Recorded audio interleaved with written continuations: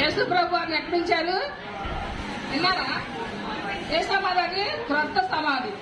మనం అనేక సార్లు సమాధి తోటకి వెళ్ళినప్పుడు కొంచెం తవ్వినప్పుడు ఎముకలు వస్తా ఉంటాయి కదా, అలా లేదనమాట.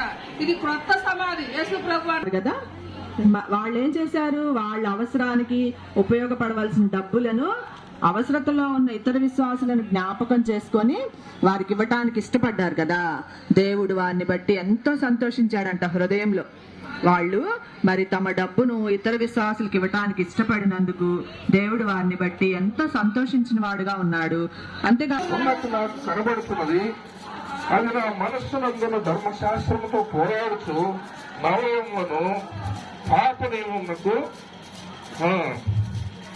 దేనికి లోపరుచుకోవాలని వస్తుందంట? పాప నియమములకు. వేరొక